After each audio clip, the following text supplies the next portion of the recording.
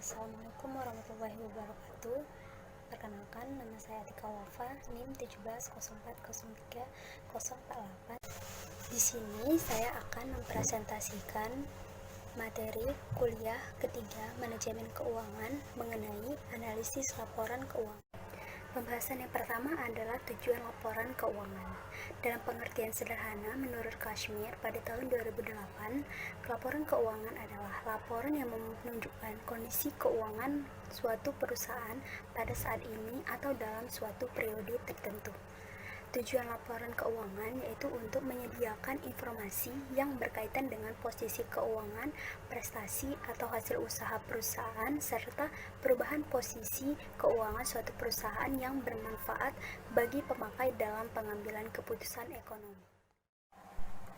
Bentuk-bentuk laporan keuangan. Bentuk-bentuk laporan keuangan ada 3 jenis yang akan dibahas. Yang pertama yaitu neraca atau balance sheet, yang kedua adalah laporan laba rugi atau income statement, dan yang terakhir adalah laporan arus kas. Bentuk laporan keuangan. Bentuk laporan keuangan yang pertama adalah neraca. Neraca menggambarkan posisi keuangan suatu entitas perusahaan pada tanggal tertentu. Pada neraca dicantumkan apa aja yang merupakan sumber daya perusahaan yang digunakan untuk melakukan operasi atau aktivitasnya dalam mendapatkan penghasilan. Sumber daya disebut juga dengan aktiva atau aset. Di neraca akan diketahui bagaimana perusahaan melakukan investasi asetnya agar bisa memperoleh penghasilan. Dana yang diperoleh perusahaan bisa disebut juga pasiva.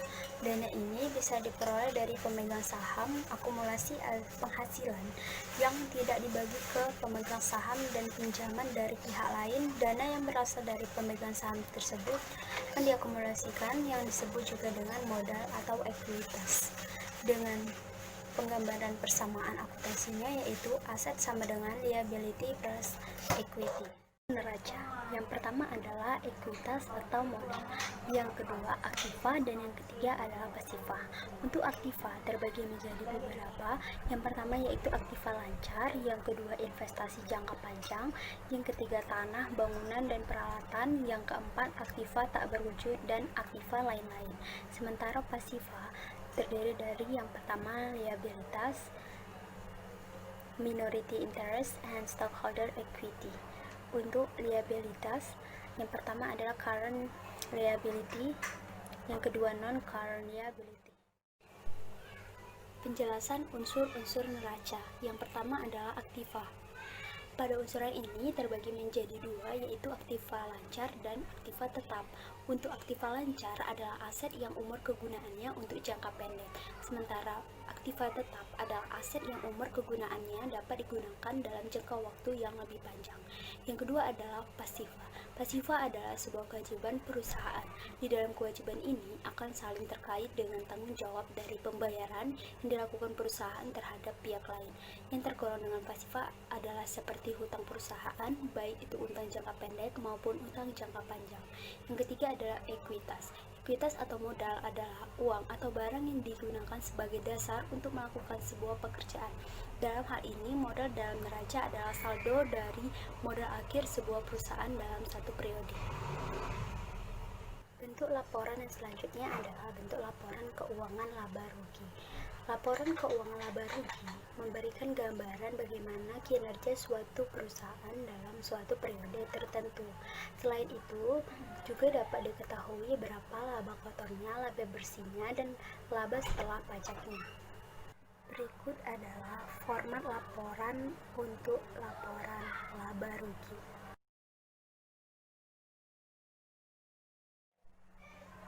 Bentuk laporan yang selanjutnya adalah laporan arus kas. Laporan arus kas melaporkan dari mana sumber uang masuk dan kemana uang dipergunakan selama satu periode akuntansi. Laporan kas ini menyajikan kas masuk dan kas keluar dalam 3 aktivitas, yaitu operasi, investasi, dan dana. Aktivitas selanjutnya adalah jenis rasio keuangan. Untuk mengetahui apakah laporan keuangan perusahaan dalam kondisi baik atau tidak, maka dapat dilakukan berbagai analisa. Salah satunya adalah dengan analisis rasio. Analisis rasio keuangan membutuhkan laporan keuangan selama sedikitnya 2 tahun terakhir dari berjalannya perusahaan. Analisis rasio keuangan membantu mengetahui tingkat kinerja keuangan perusahaan apakah baik ataupun sebaliknya. Analisis rasio dapat diklasifikasikan menjadi berbagai jenis, yaitu yang pertama tingkat likuiditas, yang kedua stabilitas, yang ketiga tingkat aktivitas, dan yang terakhir tingkat profitabilitas. Adapun perhitungan rasio keuangannya adalah sebagai berikut.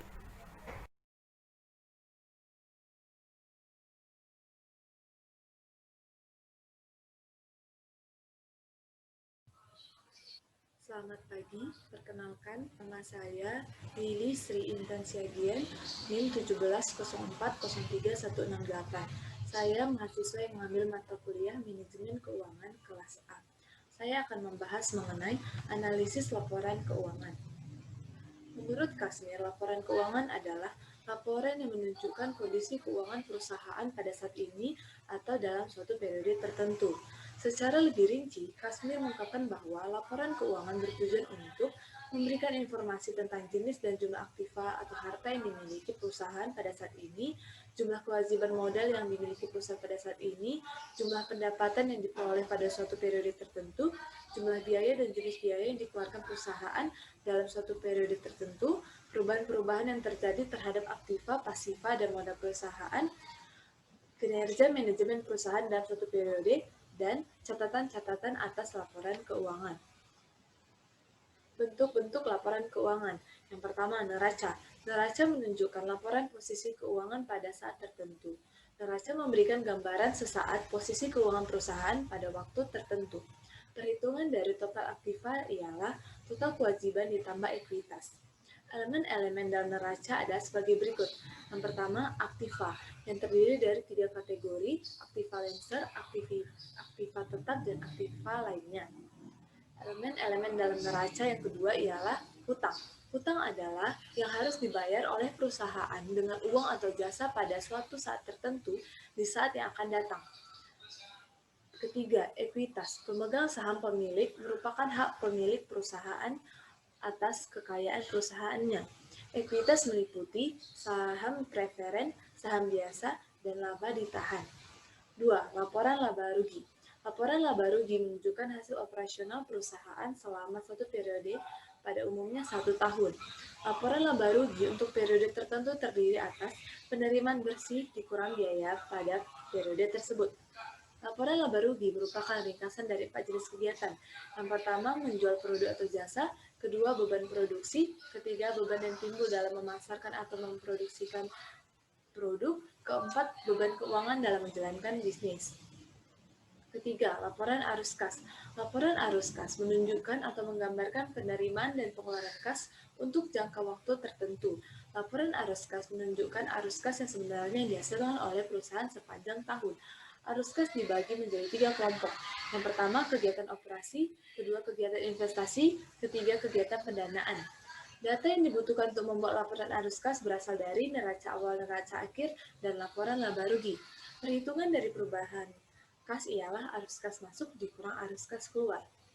Jenis rasio keuangan. Yang pertama, rasio likuiditas, yang artinya menunjukkan kemampuan suatu perusahaan untuk memenuhi kewajiban keuangannya yang harus segera dipenuhi, atau kemampuan perusahaan untuk memenuhi kewajiban keuangan pada saat ditagih.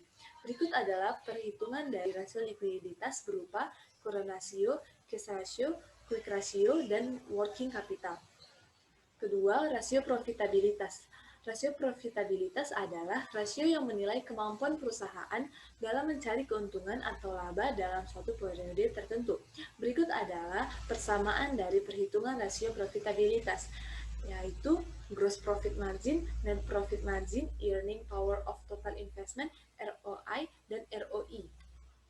Ketiga, solvabilitas. Menurut Kasmir, debt to equity ratio adalah rasio yang digunakan untuk menilai utang dengan ekuitas. Rasio ini dicari dengan cara membandingkan antara seluruh utang dibagi dengan ekuitas. Kemudian yang keempat ada rasio activity, yaitu perputaran sediaan, rata-rata jangka waktu penagihan, perputaran aktiva tetap, dan perputaran total aktiva. Kelima, rasio pertumbuhan, pertumbuhan penjualan, laba bersih, pendapatan per saham, dividen per saham. Keenam, rasio penilaian berupa rasio harga saham terhadap pendapatan, dan rasio nilai pasar saham terhadap nilai buku. Berikut adalah daftar pustaka. Terima kasih. Assalamualaikum warahmatullahi wabarakatuh. Perkenalkan, nama saya Haru Anwar, NIM 1704033183. Di sini saya akan mempresentasikan tentang analisis laporan keuangan pada mata kuliah Manajemen Keuangan pertemuan 3. Tujuan laporan keuangan adalah memberikan informasi mengenai posisi keuangan, kinerja keuangan, dan arus kas identitas yang bermanfaat bagi sebagian besar kalangan pengguna laporan dalam membuat keputusan dalam bidang ekonomi. Laporan juga menunjukkan hasil pertanggungjawaban manajemen atas penggunaan sumber daya yang dipercayakan kepada mereka. Terdapat 4 bentuk laporan keuangan. Pertama, laporan laba rugi atau income statement. Kedua, laporan perubahan modal atau statement of equitas change. Ketiga adalah neraca atau balance sheet. Yang keempat adalah laporan arus kas atau cash flow statement. Laporan laba rugi. Laporan laba rugi merupakan laporan keuangan yang berfungsi untuk menilai kinerja keuangan. Apakah perusahaan mengalami keuntungan atau kerugian pada suatu periode. Selain itu juga untuk mengetahui keuntungan, untuk memberikan informasi tentang pajak perusahaan, bahan evaluasi manajemen, dan membantu dalam pengambilan keputusan. Terdapat 2 jenis tipe langkah dalam membuat laporan keuangan laba rugi, yaitu single step, merupakan di mana semua pendapatan atau keuntungan yang dimasukkan dalam operasi. Kemudian selanjutnya seluruh kewajiban dan kerugian juga dimasukkan di bawahnya. Lalu ada multiple statement, di mana langkah-langkah ini membagi keuntungan bersih perusahaan, seperti pendapatan harus dibedakan antara pendapatan bersih bisnis dan di luar bisnis, beban bisnis dan di luar bisnis. Terdapat 4 elemen dalam laporan laba rugi, yaitu revenue atau pendapatan, expense atau kewajiban, profit atau keuntungan, dan loss atau kerugian. Laporan perubahan modal adalah laporan keuangan yang menyajikan perubahan modal dalam suatu periode. Laporan ini dibuat setelah laporan laba rugi dan sebelum neraca, karena laba bersih atau rugi bersih dalam suatu periode dilaporkan dalam laporan perubahan modal. Dan setelah itu dibuat neraca karena akhir periode dibutuhkan jumlah modal pada akhir periode. Lalu terdapat 5 unsur dalam laporan perubahan modal. Pertama, modal awal. Kedua, laba atau rugi bersih. Ketiga, data brief. Keempat, penanaman modal. Dan kelima adalah hasil akhir. Laporan posisi keuangan menunjukkan informasi keuangan pada perusahaan yang tersedia tentang aset, kewajiban, dan modal perusahaan dengan lengkap dan rinci. Sering juga disebut dengan laporan yang wajib disusun oleh perusahaan untuk menggambarkan kekayaan, kewajiban, serta modal di akhir periode. Terdapat 3 unsur dalam balance sheet, yaitu aktiva atau aset yang merujuk pada seluruh sumber daya yang dimiliki perusahaan, seperti kas, piutang, persediaan barang, bahan dan gedung, mesin, hingga kendaraan. Terdapat 2 kategori, yaitu aktivasi lancar yang memiliki umur kegunaan jangka pendek dalam 1 tahun maksimal, dan aktiva tetap yang memiliki kegunaan jangka panjang atau lebih dari 1 tahun. Lalu ada pasiva yang merupakan kewajiban perusahaan, terdiri dari 2 jenis, yaitu utang jangka pendek atau utang yang segera dilunasi dalam jangka waktu 1 tahun, serta utang jangka panjang yang harus dilunasi lebih dari 1 tahun. Lalu ada modal. Modal juga dikenal dengan ekuitas yang diartikan sebagai selisih antara komponen aset dan utang. Dengan rumus, modal sama dengan aset dikurang kewajiban. Lalu ada statement cash flow. Laporan yang memberikan informasi tentang aliran kas perusahaan yang masuk dan keluar. Selain itu, laporan arus kas juga berfungsi sebagai indikator untuk memprediksi arus kas. Terdapat 3 kegiatan dalam statement kas, yaitu aktivitas operasi yang terdiri dari kegiatan operasional perusahaan yang diperoleh dengan memasukkan nilai yang berpengaruh terhadap kas. Lalu aktivitas investasi yang berkaitan dengan arus kas yang dihasilkan oleh penjualan atau pembelian aktiva tetap. Lalu ada aktivitas pendanaan, merupakan aktivitas kas yang berasal dari penanaman modal. Lalu metode pembuatan statement cash flow ada 2, yaitu metode langsung, di mana metode ini mengelompokkan operasi ke berbagai kategori, dan tidak langsung, di mana memusatkan perhatian pada perbedaan laba bersih dan arus kas dari aktivitas operasi. Lalu ada rasio keuangan, merupakan suatu alat untuk analisa dan mengukur kinerja perusahaan dan menggunakan parameter kondisi dan data keuangan perusahaan tersebut. Terdapat 4 jenis rasio keuangan, yaitu rasio probabilitas yang digunakan untuk mengukur kemampuan perusahaan dalam menghasilkan keuntungan untuk perusahaan. Lalu ada rasio likuiditas yang digunakan untuk mengukur kemampuan perusahaan dalam membayar dan melunasi utang. Lalu ada rasio solvabilitas untuk mengukur kemampuan perusahaan dalam melunasi semua kewajiban, jangka panjang maupun pendek. Lalu ada rasio aktivitas, digunakan untuk mengukur keefektifan dan keefisienan perusahaan dalam menggunakan aktiva-aktiva yang dimilikinya. Dalam rasio probabilitas terdapat 5 unsur, yaitu margin laba kotor, margin laba operasi, margin laba bersih, return of asset, dan return on investment. Lalu pada rasio solvabilitas terdapat 2 rasio, yaitu hutang terhadap aktiva dan hutang terhadap ekuitas. Pada rasio likuiditas terdapat 3 jenis, yaitu rasio lancar, rasio cepat, dan rasio kas. Sedangkan pada rasio aktivitas ada rasio perputaran piutang, rasio perputaran persediaan, rasio perputaran aktivitas tetap, dan rasio perputaran total aktiva. Saya menggunakan daftar pustaka sebagai berikut. Terima kasih.